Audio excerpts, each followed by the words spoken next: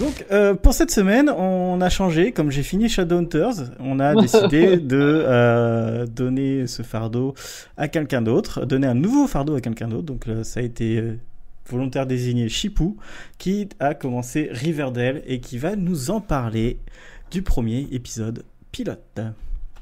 Au secours. Voilà, c'est tout ce que j'ai à dire sur ce pilote.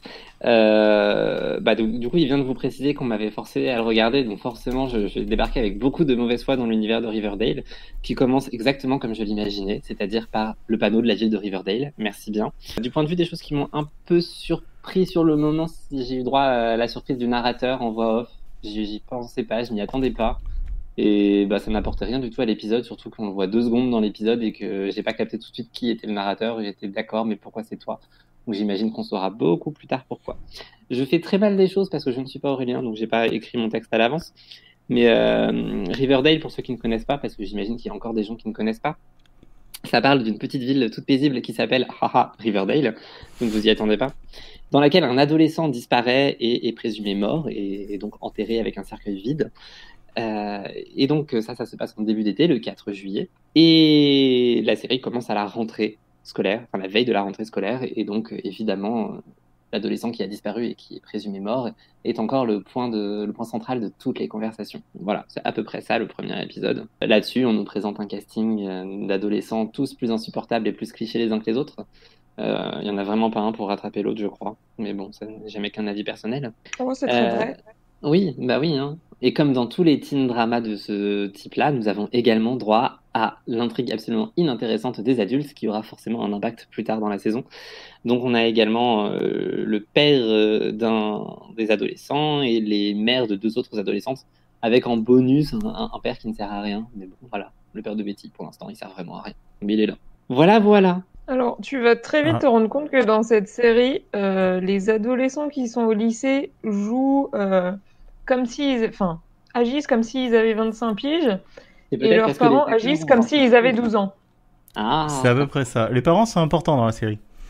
Ça explique beaucoup de choses, parce que j'ai également vu l'épisode 2 et je me suis déjà fait la réflexion sur Hermione. Déjà, c'est quoi ce prénom? Rendez-le à Harry Potter. Pitié, ne l'appelez pas comme ça. Je me suis déjà fait la réflexion sur Hermione qui se comportait comme une gamine de 5 ans avec sa fille qui paraissait du coup beaucoup plus mature. Ce qui est toujours gênant pour une adolescente, jouée par une adulte. Ouais, t'as pas fini, vraiment. De ouf. Voilà. Ah là là, quel beau début. J'ai hâte de voir où ça va nous mener, cette histoire. Et tu avais des surnoms sur les personnages, non? Alors tout à fait, et je vais vous laisser deviner qui est qui, ça devrait être assez rapide et assez facile normalement. Alors j'ai bien sûr Mister Exhib, on se demande tous si c'est Archie, dis donc. Oui. Est-ce que ça pourrait être Archie? C'est fou parce que c'est lui. Et alors pour ceux qui nous suivent et qui étaient habitués au compteur des larmes de Clary, on m'a donné pour mission de compter le nombre de fois où il se mettait à poil, ce qui est quand même assez fréquent. J'en suis déjà à 4 en 2 épisodes. Oh là là, mais tu spoil, il faut qu'on fasse des paris. Bah oui, mais je vous donnais les mêmes informations que moi avant qu'on fasse les paris. Il faut qu'il regarde tous les épisodes, ça va être dur. Je tiens quand même à dire que pour le 2e épisode, ça n'arrive que au tout début de l'épisode et pas du tout dans le reste de l'épisode, mais c'est juste que en fait, on le voit en calbute en train de dormir et de ne pas réussir à dormir, puis on le voit aller faire un jogging, donc il prend quand même le temps de se rhabiller, c'est-à-dire qu'il passe un short aussi court que son calbute pour aller courir, et ensuite il va chez sa prof là. Donc du coup, les scènes s'enchaînent, mais j'ai considéré qu'il y avait quand même 2 moments différents où il était à poil, parce qu'il ne faut pas abuser. On est d'accord. Mais dans la saison 1, c'est pas là où il est le plus à poil. Hein. C'est après que ça monte crescendo. Ouais, ça monte crescendo, mais dans la saison 1, il est pas mal. Mais ouais, et les autres? Bah attendez, parce qu'il est temps de prendre les paris. Vous ne m'avez pas dit combien de fois il est censé être à poil. Voilà, faut qu'on réfléchisse. Alors, on te les donne au prochain. Parce que déjà, il faut prendre en compte le fait que c'est pas une série qui est terminée. Parce qu'elle continue et elle a été renouvelée. Donc il faudrait peut-être qu'on s'arrête déjà sur une première partie, genre saison 1, saison 2, ou je sais pas, mais trouver un truc. Ah non, j'étais parti pour qu'on s'arrête sur la saison 4, c'est la saison 4 actuellement. Ouais, saison 4. Mais on peut faire ça. La saison 4, la saison 5 sera commencée, mais bon. Ouais, mais on réfléchira et on te donnera des trucs plus tard. Bon, c'est pas le plus intéressant. C'est un peu cliché, mais ok. C'est pas le plus intéressant. Mais non, mais les autres surnoms, je suis intéressé. Tu m'étonnes. Alors ensuite, j'ai noté Rich Bitch. Yes, c'est Vi. Il y a plusieurs possibilités pour celle-là. J'attends. Moi, je dis c'est Vi. Véronica. Ah, ça va. C'était trop facile, je le savais. Parce que je me dis qu'il y avait peut-être hésitation avec Red Beach. Ouais, mais c'est Red Beach. C'est Mega Beach. Ah, je sais pas encore, ça passe. Je l'aurais surnommé Cherry Bomb, personnellement. Mais... Ouais, mais trop Nice. classique, trop prévisible. On se croirait dans Riverdale si tu fais ça. Oui, c'est vrai. Mais c'est dans le thème, du coup. C'est pas faux. D'ailleurs, j'aime beaucoup l'épisode 2 où, ça y est, elle se confie déjà à sa meilleure ennemie. Ce qui n'a aucun sens. Mais bon, c'est pas grave. Ouais, mais il y a plein Sa de meilleure trucs ennemie qui débarque n'ont pour la consoler. Et vraiment puis, aucun sens. Voilà, ça y est, on est deux nouveaux amis, puis on est deux nouveaux ennemis, puis en fait, je me fais arrêter. Ok. Ah, un truc Ensuite- qu'il faut comprendre avec Riverdale, c'est que des fois, ils vont avoir des habilités venues d'ailleurs et tu ne comprendras pas pourquoi. Et ça marche qu'une fois, comme dans les jeux vidéo. C'est ça. Génial. Il manquait plus que ça. Mais des trucs venus d'ailleurs. Bon, ensuite, il y a un personnage, je n'aime pas du tout le surnom que je lui ai trouvé, mais elle m'a tellement saoulé que ça m'est venu directement. C'était Chante Girl, mais c'est très moche, faut que je trouve mieux. Betty? Ah, c'est Betty, Évidemment, c'est Betty, clair. qui d'autre? Attends, Je trouve. l'aurais appelé queue de cheval, du coup. Bah, j'ai hésité à l'appeler Beta, mais bon. Ah, pas mal. C'est vrai, tu crois que je garde Beta plutôt? Badoum. Tu vas en trouver d'autres. Elle T'inquiète est pas. absolument insupportable, mais bon. Et c'est l'héroïne Ensuite. principale. Il ne presque. m'en reste plus beaucoup. Mais j'ai encore noté Bolos, histoire de penser encore à Simon avec le temps, mais bon. Est-ce Qui est que ce Bolos, serait pas ça Jughead? Ouais. Mais comment Ben. tu vas deviner? Bah, pourtant, je trouve que ça lui va pas très bien, mais vu que t'es qu'au début, je Bah, comprends. pour l'instant, il sert à rien. et franchement, Au c'est début, un ouais, il garçon. sert à rien. Mais Mais voilà, tu l'as mais pas je me vu doute beaucoup bien qu'il a plein de secrets à nous révéler puisque c'est lui le narrateur. Donc bon, voilà. Et enfin, j'avais BFF cliché, mais ça, c'est facile du coup. Ah, le mec, Ah, comment il s'appelle? Kevin, Kevin. Exactement. tu aurais Bon, aussi pu l'appeler le gay de service, du coup, parce que c'est la caution gay de la série. Ouais, c'est... Bah, totalement, mais clairement ça. c'était un peu méchant, le pauvre, qui valait peut-être plus que ça, même si pour l'instant, il ne faut pas Non. beaucoup plus que ça. Si, oui, quand même. Hein, puisque- Ah, il y a des Évidence, bons épisodes en avec fait, lui, mais non. Ouais, enfin, pour l'instant, il paraît que c'est juste plus traumatisant de parler à son père du fait qu'il était avec un mec plutôt que de parler du cadavre qu'il a trouvé. Moi, perso, Oui. je pense que le cadavre est légèrement plus traumatisant, mais il a l'air de le vivre plutôt bien. Ok, Écoute, bah c'est merci, Riverdale. Chipo. Ouais, et puis c'est vrai. Voilà. Sinon, il y en a quand même une qui a pas besoin de surnom. Elle s'appelle Géraldine, quoi. Oh putain, Ah, j'avais j'avais oublié. oublié. J'étais sûr que vous alliez l'avoir oublié, mais franchement, Géraldine. franchement, quoi. J'ai eu l'impression d'être devant le groupe sur France 2, s'il y a des gens qui connaissent. Voilà. Non. Que j'ai vu non pas un, mais 2 épisodes en 2 semaines. Ah, ça fait un par semaine. Je pense qu'on est sur une diffusion normale de la série. Ça s'applaudit. Quand même Applaudissez-moi. jusqu'à- Ouais. Merci de m'applaudir. Je crois que j'allais me prendre un moment. Donc, dans les avantages de voir un épisode par semaine comme ça, c'est que c'est tellement prévisible qu'on n'arrive pas à être perdu, même si on oublie un petit peu ce qui s'est passé dans l'épisode précédent, parce qu'il y a eu une semaine. Et dans les inconvénients, c'est que bah, du coup, j'en suis à l'épisode 4, et a priori, la série n'a toujours pas trouvé son équilibre, ce qui est un petit peu embêtant, vu que la saison fait 13 épisodes, et que donc, normalement, elle devrait l'avoir trouvé au bout du 3e, quoi, grand max. Hein. Donc voilà, j'étais un petit peu décontenancé face à ces 2 épisodes. J'ai noté qu'il y avait des personnages qui semblaient importants, mais qui ne servaient absolument à rien, du style Jughead. Alors j'imagine qu'il va servir plus tard, hein, mais pour l'instant, on nous fait tout un pataquès sur lui, avec des gros plans, une voix off et tout, mais concrètement, il sert à rien. Hein, Parce que c'est le chouchou des fans, ça. Oui, d'accord, mais pourquoi? Bonne question, parce qu'il est beau, je pense. Ça doit tenir. Ah. C'est le bonnet. C'est le bonnet, le bonnet. C'est le bonnet, il est bonnet. Ok, il est bonnet aussi, mais bon. Et à l'inverse, on se concentre sur des personnages qui ne servent à rien. Genre, pour l'instant, Géraldine. Bon, alors c'est pareil, j'imagine qu'elle aura son rôle à jouer à un moment, mais en même temps, c'est pas gagné. Là, c'est moins sûr. Je m'en souviens même plus de sa tête. Bah voilà. Non, mais vraiment, on sent qu'ils se sont plantés avec elle, je sais pas, ou ils se sont dit merde, on l'a foutu avec Archie, mais c'est embêtant parce que du coup, Archie, on le mettrait bien avec tout le monde sauf elle, je sais pas. Bref, elle ne sert à rien, c'est bizarre. Voilà, du coup, pour revenir, je peux faire un épisode par épisode vu que j'en ai vu que 2. L'épisode 3, j'ai trouvé qu'il partait absolument et totalement en vrille, c'est-à-dire qu'on en oublie un peu pourquoi on est là, à savoir le meurtre de Jason. Oui, il s'appelle Jason, le meurtre de Jason qui passe totalement à la trappe, puisqu'il est beaucoup plus important de faire passer un message qui se veut féministe, mais qui tombe totalement à côté de la plaque. Comme ça fait très longtemps que vous ne l'avez pas vu, je vais vous rappeler quand même que c'était très mal joué et surtout mal écrit. C'était Betty à la piscine avec sa perruque. Yes! Yes! Voilà, on s'en souvient. Oh, quelle réaction! Ah ouais, non mais celui-là, il était magique. C'était extrêmement gênant à regarder. Et gênant. Avoir 16 ans. Mais je n'ai toujours pas compris quel était l'intérêt de cet épisode. Je vois le message qu'ils ont voulu faire passer sur le slut-shaming et tout. Hein. C'est très bien, c'est très mignon, mais en fait, non. Juste non, j'ai pas compris. C'est parti tellement en vrille et ça n'avait plus rien à voir avec l'intrigue. Et pourquoi Juste pourquoi Bonjour, psychopathe. Voilà. En tout cas, je leur dis merci. Ça m'a donné un point pour le bingo série qui vient de se terminer. Ça va, un personnage qui porte une perruque. Donc là, au moins, c'était largement gagné.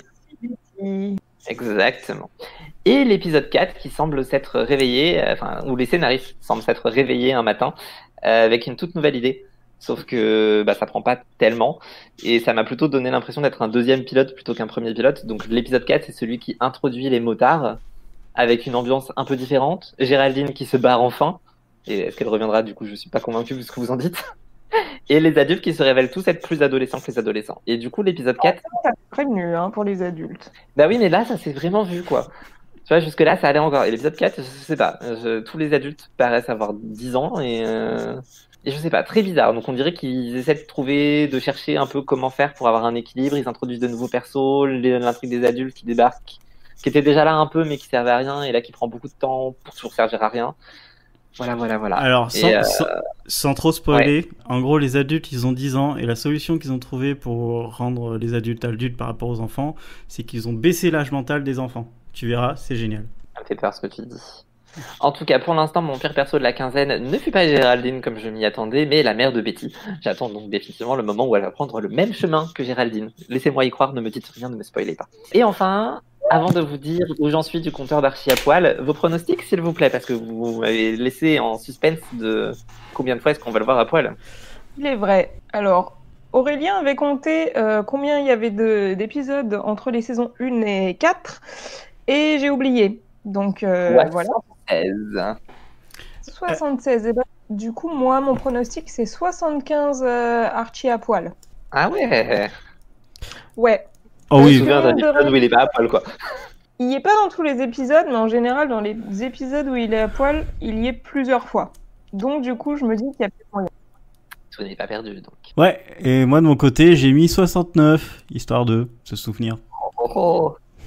Lol. Bon, du coup, je me sens un peu con, j'ai été beaucoup trop généreux, j'ai mis 114 fois, ce qui correspond à 1 fois et demie par épisode. Et tu nous refais une Shadowhunter, là. C'est vrai que c'est très généreux, mais il y a peut-être moyen, hein. C'est d'autant plus généreux que dans l'épisode 4, il n'était pas à poil, du coup, on en est que à 5 fois, pour le moment, sur 4 épisodes. On est dans les scores, c'est bon, moi ça me va. Ça peut être faisable. Ça peut être faisable aussi pour 114, hein, s'il est vraiment beaucoup à d'autres moments. Oui. Moi, on m'a vendu une saison 2 où il l'était encore plus. Comme je dis, après tout est possible. Normalement, ouais, ça parle à... Voilà pour tout ce que j'avais à dire de Riverdale. C'est tellement ma nouvelle série préférée que je n'ai pas vu 2 épisodes, mais 3 cette fois. Oh là là. J'ai dépassé le rythme de 1 par semaine, attention. Mais où va-t-il aller ? Épisodes donc, et je vais tout de suite commencer par ce que vous attendez, à savoir la minute de Archie à poil. Et je suis très déçu parce qu'en 3 épisodes, je ne l'ai vu qu'une seule fois à moitié nu. Ça veut dire qu'en fait, on est sur un compteur qui est à 6 fois en 7 épisodes, donc je pense que vous m'avez totalement menti. Ça aurait été beaucoup plus judicieux de faire le compteur des mini-shorts des filles. Mais bon, c'est pas grave. Il était sympa ce compteur aussi. Cela dit, ce qui était rigolo à voir avec Archie, c'est qu'ils ont encore trouvé une nouvelle raison de le mettre à poil. Et ça, c'est un truc que j'aime beaucoup dans ce compteur, c'est que c'est toujours une nouvelle raison. Donc cette fois-ci, on a appris qu'il faisait de la boxe quand il était énervé. Il était énervé d'avoir perdu Géraldine, pour le rappel. Donc voilà, on l'a vu faire de la boxe, couvert d'huile, de sueur évidemment, et c'était passionnant à regarder. En même temps, la série elle-même est passionnante à regarder, avec son fil rouge qui est à peu près passionnant, mais qui est plus noyé que Jason, dans les intrigues complètement nazes. Il y a beaucoup d'intrigues complètement nazes quand même. La pire intrigue que j'ai vue pour l'instant concerne la musique, avec Archie qui décide de continuer la musique malgré le départ de Géraldine. Il se retrouve donc à avoir un certain Castillo. Et là, c'était trop pour moi parce que je viens de finir How to Get Away with Murder et je me pensais débarrasser des Castillo. Mais non, il y en avait encore un. Voilà. Bon, évidemment, le Castillo n'aime pas du tout ce que fait Archie en musique, mais c'est pas grave, Archie décide quand même de continuer parce que Val, sa nouvelle petite amie, le persuade de le faire. Et là, franchement, je dois vous dire qu'ils m'ont un peu perdu sur les romances parce que Archie et Val, il n'y a pas vraiment d'alchimie de mon côté. Hein. Je ne comprends pas trop le délire. Voilà, exactement. Mais exactement, c'est une des Pussycats. Bref, oui, d'accord, c'est avec les yeux clairs là. Oui, voilà, mais je trouve qu'elle a très peu d'alchimie avec Archie, qui en avait beaucoup plus avec, genre, la mère de Cyril quand elle lui caresse les cheveux. pendant l'enterrement de son fils. Bon, voilà. Bref, sinon Archie a aussi pas mal d'alchimie avec Jughead quand il le surprend à moitié nu dans les douches. Mais bon, ça, c'est autre chose. J'ai découvert ma nouvelle actrice préférée, Level Clary, je pense, en la personne d'Hermione. Voilà, je tenais à le dire. Parce que dans un des petits épisodes que j'ai vu là, Hermione trouve un serpent dans une boîte. Et son cri d'horreur était vraiment horrifiant à voir. Horrifique. Bref, moment de solitude. Grand moment de solitude pour elle et pour moi, du coup. Mais bon, c'est comme ça. Quoi d'autre sur Hermione? J'ai beaucoup aimé la manière dont elle traite sa fille. On sent qu'elle a vraiment très très envie de l'engueuler. Ça, c'est beau. Surtout quand Véronica décide de partir en boîte en plein milieu de semaine et que Hermione, depuis son canapé, lui dit: Ah, tu restes là, ma fille. Tu restes. Si tu franchis cette porte... Oui, bah ça fait longtemps qu'elle est partie, ta fille. Hein, mais bon. Quoi d'autre? J'ai noté aussi que Jughead était toujours aussi inutile et que je ne comprends pas pourquoi il passionne tant les foules. Je vous propose donc de faire un podcast entier un jour sur le personnage de Jughead pour qu'on m'explique. Mais voilà. Sinon, du côté du fil rouge, en vrai, je trouve que c'est plutôt intéressant. Et c'est pour ça que j'ai lancé un épisode de plus. Parce que c'est juste très très chiant de voir qu'il y a 2-3 scènes dans certains épisodes qui sont consacrées là-dessus. Et puis le reste, en fait, on se fait chier pendant tout le reste. Et puis, je continue de spoiler. Hein. Je spoiler pas mal, j'ai oublié de le dire, mais bref, je continue.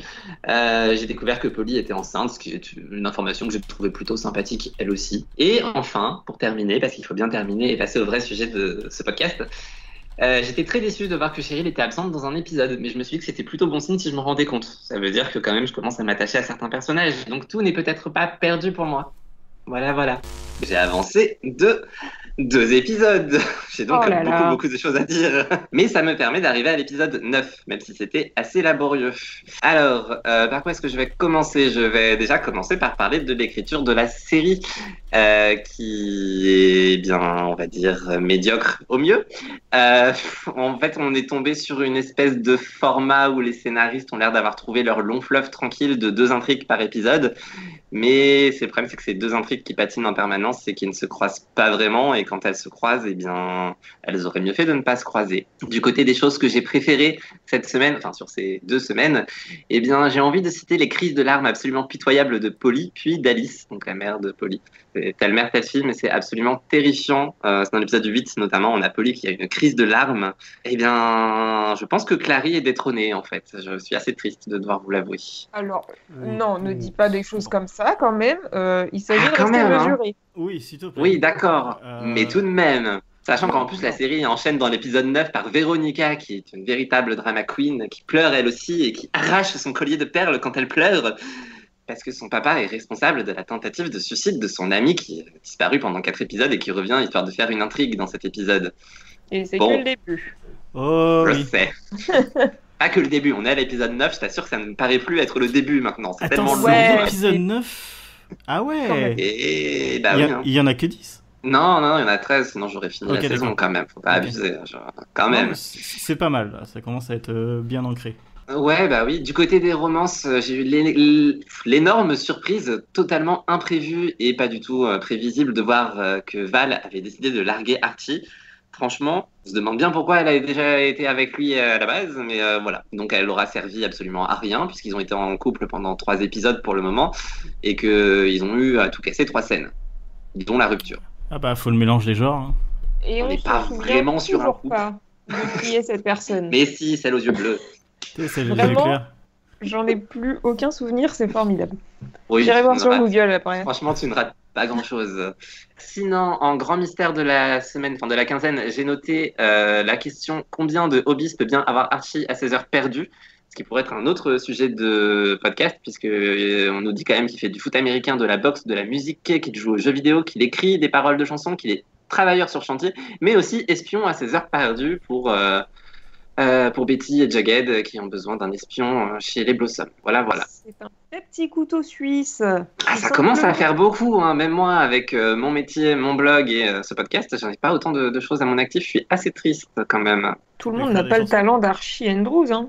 Bah, je vois ça. Je suis quand même, du coup, vraiment très triste de ne pas avoir ce talent, et ni d'avoir le talent des scénaristes pour l'écriture d'une série à fil rouge.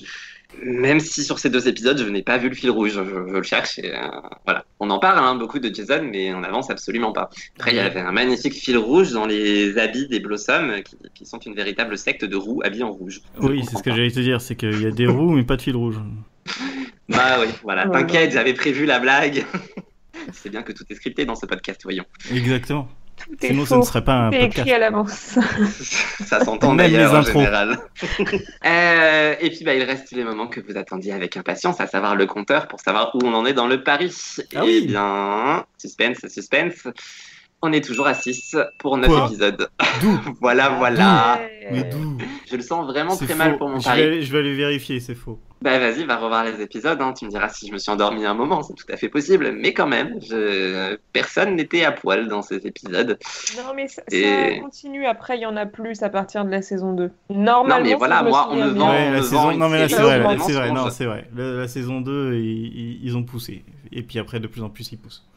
Ah voilà, bon après rassurez-vous, on a quand même vu ses jambes à un moment, mais on n'a pas vu son torse, donc ça ne compte pas. Je suis donc extrêmement impatient de parler des 4 épisodes que j'ai vus, parce qu'un épisode par semaine c'est déjà pas mal pour cette série, même si je me suis dit que j'allais peut-être accélérer le rythme cet été, histoire d'avoir quand même des choses à raconter sur les prochains podcasts, sauf que je m'étais dit que je regarderais la série les dimanches soirs, et que depuis, j'ai une vie et des week-ends bien remplis, donc on verra ce que ça donnera, mais je vais continuer. Voilà, il faut juste un petit reconfinement, quoi, c'est tout. Après. Bref, j'ai donc fini la saison 1 enfin, et toute la saison a pris un malin plaisir à jouer au yo-yo avec son fil rouge. Techniquement, je me suis dit que ça aurait pu tenir sur 6 épisodes assez facilement, et que ça aurait peut-être pas été plus mal. Même en 6 épisodes, je suis pas sûr que ça aurait été passionnant non plus. Mais au moins, on aurait eu un fil rouge qui tenait la route tout du long, parce que là, c'était assez insupportable de ne pas savoir avant de commencer l'épisode si on aurait des nouvelles de juste le prétexte pour lequel ils ont commencé cette série. Mais c'est vraiment qu'un prétexte. Après, en pire du pire, sur ces 4 épisodes, je pense que le plus grand moment de solitude et de longueur intense que j'ai vécu, c'est Archie qui voulait se remettre en couple avec Val, parce que je pensais qu'on était débarrassé d'elle. Mais non, elle existe encore, donc elle est vraiment là sur toute la saison 1. Vous avez abusé à ne pas vous souvenir d'elle. Dans toute la saison 1, c'est donc 10 épisodes sur 13. C'est littéralement ce que j'étais en train de me dire, genre je sais toujours pas qui c'est. Non mais voilà, il a quand même tenté de se remettre avec elle et elle lui a foutu un énorme râteau devant les autres, ce qui était quand même assez mérité et assez drôle. Elle lui balance un verre à la tronche. Ouh, violence. Qui pour autant ne le fait pas finir torse nu, malheureusement pour le compteur. Mais bon. Au niveau des romances, ça y est, en fin de saison 1, on a enfin réussi à arriver à d'un côté Betty Jughead et de l'autre Archie et Veronica. Même si pour Archie et Veronica, évidemment, c'est on se met ensemble, mais en fait pas vraiment, mais en fait non, mais c'était juste un bon moment, mais en fait on va se remettre ensemble, mais en fait on va s'embrasser, mais en fait non, et tiens si on couchait ensemble. Voilà, petit résumé de ces 4 épisodes, de rien, c'est cadeau. Petit résumé de la série finalement. Ah oui, mais ça j'en suis pas encore là, j'en suis qu'à la saison 1, et franchement, à part ces 4 épisodes-là, avant, il y avait juste eu 1 ou 2 petits flirts, mais bon, écoute, voilà. En meilleur acteur, j'ai noté probablement le père de Jughead qui a une bonne tronche de gentil, mais qui est un grand méchant biker. C'est absolument pas crédible. Mais en même temps, ils ont tous des têtes de gentils dans cette série, surtout quand ils sont méchants. Donc, ensuite, en grand mystère, mais qui n'a pas tué Fred? Parce que franchement, la saison se termine là-dessus. Le seul problème, c'est que y a pas trop de surprise pour le sort du personnage. Déjà parce que généralement dans ce genre de série, quand on nous fait croire que quelqu'un meurt en fin de saison, en fait on se rend compte que non, il n'est pas mort dans la saison d'après, mais qu'en plus, malheureusement, je sais très bien qu'il était encore là en saison 4. Donc voilà. Vous entendez comment je suis à bout de respiration? C'est pas bien du tout ce que je suis en train de faire. Non, mais t'es excité aussi, c'est pour ça. Oui, c'est ça. On parle de Riverdale, quand même ma nouvelle série préférée, avec ce fil rouge qui s'est avéré être une énorme déception parce que je m'attendais juste à des révélations. Ok, j'ai écrit plus grosse sur ma fiche, mais je sens la blague foireuse arriver. Donc des révélations plus importantes. En soi, c'était grosso modo impossible de deviner qui est le tueur, puisque le mobile n'arrive qu'après coup, une fois qu'on sait qui c'est, et que l'on connaît pas du tout le personnage. Du coup, je m'en suis douté juste avant la révélation que tiens, ça va être lui. Mais à ce stade, le facteur aurait tout aussi bien pu être le meurtrier que ça aurait été tout aussi bien finalement. Je veux dire. Complètement. Ouais. Voilà. Donc c'était vraiment qu'un prétexte, ce meurtre, finalement, pour lancer une série avec, une intrigue réchauffée et des personnages tous plus stéréotypés les uns que les autres. Ce qui en a fait un énorme succès. Je ne comprends toujours pas d'où vient la hype autour de cette série. Enfin, Cheryl, elle a failli être congelée. Oh oui, c'est vrai que c'était quand même un grand moment de solitude, ça aussi. Mais j'ai beaucoup ri, et en vrai, c'était un petit peu intense quand même. Je me suis dit, oh là là. En fin de suspense, en fin de l'action, enfin il se passe quelque chose et seul Archie a l'air capable de réagir et de briser la glace, même s'ils sont 4 autour, enfin 3 du coup, à le regarder faire. Je sais pas ce qu'ils foutaient là, mais ils étaient là, c'était bien. Archie, c'est forcément lui qui va sauver parce que c'est lui qui a les abdos. Oui, non, d'accord, mais bon, quand même, quoi. Je veux dire, les 3 autres à le regarder derrière et à dire « Oh là là !» Oui, d'accord. Il est en train de mourir et on ne bouge pas. C'est ça. On ne sort même pas nos portables pour appeler les secours dont elle aurait clairement besoin. Mais qu'elle n'aura jamais, puisqu'après il la ramène chez Véronica. Ouais, mais c'était beau. Un chocolat chaud. Moi, je me rappelle que les images étaient très belles. Oui, peut-être. D'accord. Allez là. Dites-le que c'était beau, putain. Non, bah, c'est-à-dire que non, j'ai pas trouvé ça particulièrement magnifique, mais peut-être que c'est parce que je l'ai vu en 2020 et pas en 2017. Qui sait, peut-être qu'il y a 4 ans c'était beau, enfin 3 du coup, mais c'est 4 saisons. Bref. Ouais. En tout cas, j'étais déçu parce que sur la fin, moi j'étais parti sur l'hypothèse d'un suicide qui me paraissait quand même le truc le plus cool qu'il pouvait inventer à ce stade-là. Mais non, finalement, un petit trafic de drogue et son père, c'était pas si mal. Quant à la saison 2, parce qu'il va y avoir une saison 2, on dirait que les scénaristes ont dû improviser au dernier moment et qu'ils ont ajouté une scène histoire d'eux, alors que assez clairement, vu le succès de la série, je pense qu'ils auraient pu prévoir avant que ça allait être renouvelé et créer un peu plus de cliffhanger que ça. Mais bon. Je me souviens même plus du cliffhanger à la fin de la C'est saison. dans c'est chez Pop. Ah oui, c'est vrai. The Black Voilà. On sent que ça t'a beaucoup traumatisé et que la saison 2 va tourner autour de ce meurtre. Oh là là. Alors là, tu t'es pas au bout de tes peines, je te le dis. Oh oui. Je sais, je me dis qu'au début. Et le compteur maintenant? Et le compteur, et bah écoute, 10 fois en 13 épisodes, donc vous m'avez très très mal vendu la série. Sachant qu'en plus, dans ces 10 fois, j'ai compté un flash d'approximativement 2 secondes où on voit Archie torse nu, à ce qui semble être l'anniversaire de Jughead. Mais finalement, quand on voit l'anniversaire de Jughead, il ne finit jamais torse nu. En fait, dans les flashs, en début d'épisode, il nous montre une espèce de grosse soirée qui tourne à l'orgie. Et quand on y arrive, il se passe plein de trucs, mais pas ça du tout. Du coup, je ne sais pas. Ok, on a compris la déception maintenant. Non, mais je sais pas, j'espérais peut-être, tu vois, genre, je sais pas, ils ont changé d'avis, finalement, c'est plus une série pour ados où il se passe des trucs, et puis en fait, non. Voilà, sinon, c'est un grand gentleman avec Véronica, parce qu'il n'enlève que son t-shirt pour la première nuit qu'ils passent ensemble, pas dans le même lit. Voilà. Ouf, ça va changer. On dirait qu'il est plus souvent en saison 2, donc écoutez, on en reparlera la prochaine fois. T'inquiète. La petite vie, elle va y passer. Elle y est passée, c'est en fin de saison 1. Du coup, il débarque chez Pop tout heureux avec un grand sourire et il dit à son père: Attends, je vais me laver les mains. Voilà. C'est même pas une blague. C'est génial. Putain, j'avais pas vu comme ça. Série formidable. Voilà. Surtout qu'en plus, on ne se doute pas du tout quand on est sur la fin d'une saison, dans la dernière scène, et que le personnage va aux toilettes pour se laver les mains quand son père est dans le bar, qu'il va se passer quelque chose. Franchement, à aucun moment on s'attend à ce que quelqu'un vienne braquer le D-Bar, qui est un diner. Bref. Plot twist. Ok, bon bah merci pour cette minute Riverdale bien trop longue.